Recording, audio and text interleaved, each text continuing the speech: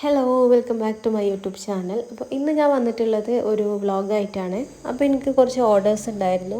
അപ്പോൾ അതിലേക്ക് വേണ്ട സാധനങ്ങൾ വാങ്ങിക്കാൻ വേണ്ടി വന്നതാണ് കേട്ടോ. നിലമ്പൂർ ചന്തക്കുന്നിലുള്ള ജാം ജൂമിലേക്കാണ് ഞാൻ ഒരുവിധം ബോക്സ് ഐറ്റംസ് ഒക്കെ വാങ്ങിക്കാൻ വേണ്ടിയിട്ട് എപ്പം വരല്. അപ്പോൾ ഈ ഒരു ബോക്സാണ് കേട്ടോ ഞാൻ സെലക്ട് ചെയ്തിട്ടുള്ളത്. കാരണം കസ്റ്റമർക്ക് ഒരു റെഡ് കളറായിട്ടുള്ള ഒരു ബോക്സ് തന്നെ വേണം പറഞ്ഞിട്ടുണ്ടായിരുന്നു. പിന്നെ മെയിനായിട്ട് ക്രാഫ്റ്റ് ഷോപ്പിലൊക്കെ പോയി കഴിഞ്ഞാലുള്ള എൻ്റെ മെയിൻ ഹോബീസാണ് ഇങ്ങനെ എല്ലാ ഐറ്റംസൊക്കെ ഇങ്ങനെ നോക്കും.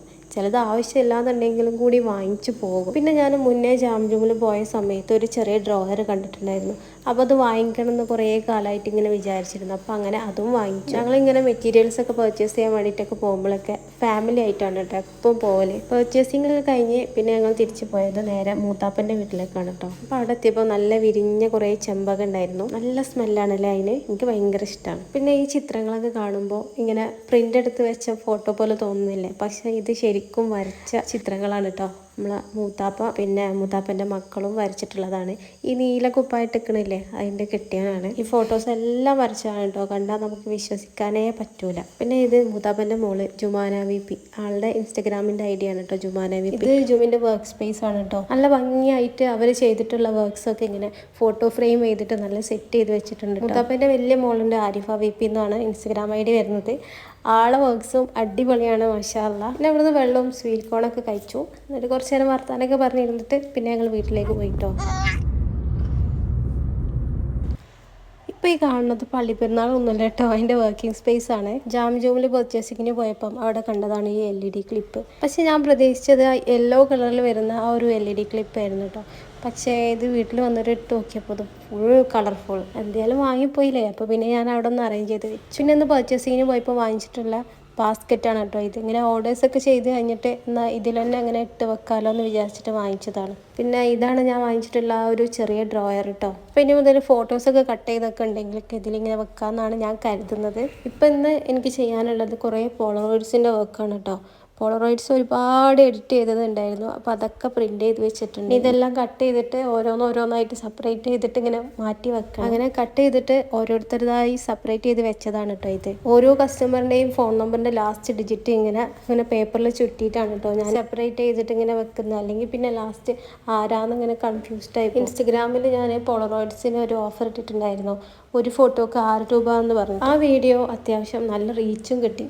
അതുകൊണ്ട് തന്നെ എനിക്ക് ഒരുപാട് ഓർഡേഴ്സ് വന്നു മാഷാ അല്ലാഹ്. പോളറോയിഡ്സ് നമ്മൾ ഓർഡേഴ്സൊക്കെ വരും വിചാരിക്കും പെട്ടെന്ന് തീർക്കാമെന്നൊക്കെ വിചാരിക്കും. പക്ഷേ വിചാരിച്ച പോലെ അത്ര എളുപ്പമായിരുന്നില്ല. കാരണം ഞാൻ ഫോട്ടോസൊക്കെ എഡിറ്റ് ചെയ്യുന്നത് ഫോട്ടോഷോപ്പിലാണ്. ഫോണിൽ ക്യാൻവയിലായിരുന്നു ഞാൻ ആദ്യം പോളറോയിഡ്സൊക്കെ ചെയ്തിട്ടുണ്ടായിരുന്നത്. പക്ഷേ അത് ഡൗൺലോഡ് ചെയ്ത് കഴിഞ്ഞ് പ്രിൻ്റ് എടുത്ത് വരുമ്പം ഒരു ക്ലാരിറ്റി കുറയുന്ന പോലെ. ഫോണിൽ ചെയ്തിട്ടാണോ എന്നറിയില്ല. ഞാൻ 1-2 വട്ടം ട്രൈ ചെയ്തു. എനിക്ക് സെയിം ആണ് ഫീൽ ചെയ്തത്. അതിൻ്റെ ശേഷം പിന്നെ ഞാൻ പോളറോയിഡ്സിൻ്റെ വർക്കൊക്കെ ചെയ്യുന്നത് ഫോട്ടോഷോപ്പിൽ തന്നെ ആക്കി. ഫോണിൽ നമ്മൾ എഡിറ്റ് ചെയ്ത് വെച്ച് നോക്കുമ്പോൾ ഫോട്ടോഷോപ്പിൽ ചെയ്യുന്നതാണ് കേട്ടോ ഒരു നല്ല ക്ലാരിറ്റി ഒക്കെ കിട്ടുന്നത്. ഈ പോളറോയിഡ്സിൻ്റെ വർക്കൊക്കെ ഞാൻ ചെയ്യുന്നത് ഫോട്ടോ പേപ്പറിലാണ് കേട്ടോ. അപ്പോൾ ഇതിൻ്റെ ഇടയ്ക്ക് എൻ്റെ പ്രിൻ്ററിന് ചെറിയൊരു പണി ഇട്ടിട്ടുണ്ടായിരുന്നു കേട്ടോ. പ്രിൻ്റർ പേപ്പർ ജാം ആയിപ്പോയി.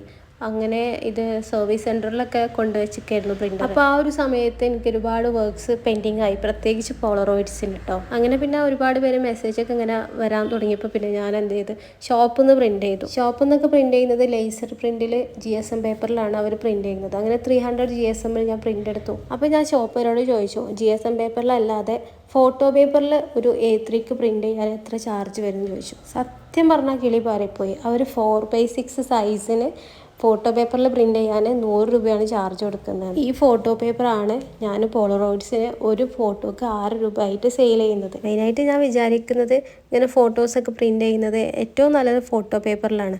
അപ്പോൾ നല്ലത് തന്നെ കസ്റ്റമേഴ്സിന് ആയിക്കോട്ടെ എന്ന് വിചാരിച്ചിട്ടാണ് ഫോട്ടോ പേപ്പറിൽ തന്നെ ചെയ്യുന്നത്. ഫോട്ടോ പേപ്പറിൽ ചെയ്യുമ്പോൾ പിന്നെ ഒരു നല്ലൊരു ഗ്ലോസി എഫക്റ്റ് ഉണ്ടാവും. നല്ല ഭംഗിയാണ് അതിൽ പ്രിൻ്റ് ചെയ്ത് കാണാൻ. പോളറോയിഡ്സിന് ഏറ്റവും എനിക്ക് തോന്നിയിട്ടുള്ളത് GSM പേപ്പറിനേക്കാളും നല്ലത് ഫോട്ടോ പേപ്പറിൽ എടുക്കുന്നതായിരിക്കും. പക്ഷേ നിങ്ങൾ ഷോപ്പിൽ നിന്നൊക്കെ ചെയ്യുകയാണെങ്കിൽ നല്ല ചാർജ് വരും കേട്ടോ. ഇനി അതല്ല നിങ്ങളെ കയ്യിൽ പ്രിൻ്റർ ഉണ്ടെന്നുണ്ടെങ്കിൽ ഓക്കെ, ഫോട്ടോ പേപ്പറിൽ ഇങ്ക് ജെറ്റ് പ്രിൻ്റർ ഉള്ളവരുണ്ടാവും. അപ്പോൾ ഫോട്ടോ പേപ്പറിലേക്ക് പ്രിൻ്റ് ചെയ്യാൻ പറ്റും. രണ്ടാളും നല്ല കളിയിലാണ് കേട്ടോ.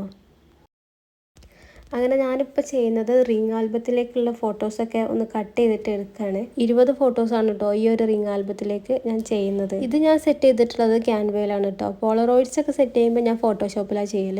പക്ഷേ ഇങ്ങനെയുള്ള വർക്ക്സൊക്കെ ചെയ്യുമ്പം ക്യാൻവയിൽ തന്നെയാണ് നല്ല സുഖം ചെയ്യാൻ വേണ്ടിയിട്ട്. അങ്ങനെ ഓരോന്നും സെപ്പറേറ്റ് ചെയ്തിട്ട് കട്ട് ചെയ്ത് വെച്ചിട്ടുണ്ട്. ഇനി ഇതിന് റിംഗ് ഇടണം. അതേപോലെ തന്നെ ഒരു ബേസും ഉണ്ടാക്കണം.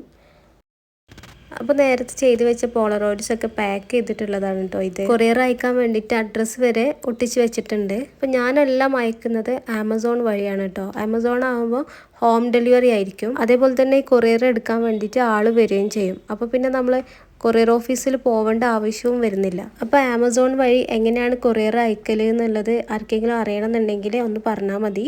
അതിനെ പറ്റിയിട്ട് വേണമെങ്കിൽ ഞാനൊരു വീഡിയോ ഇടാം. പിന്നെ എനിക്ക് കുറച്ച് ഫ്രെയിമിൻ്റെ വർക്ക് ഉണ്ടായിരുന്നു, കുറച്ച് മിനി ഫ്രെയിംസിൻ്റെയും പിന്നെ അതേപോലെ 499 ഒരു കോംബോൻ്റെ അതിൽ A4 A5 മിനി ഫ്രെയിം വരുന്ന ഒരു സെറ്റ് ഉണ്ട്.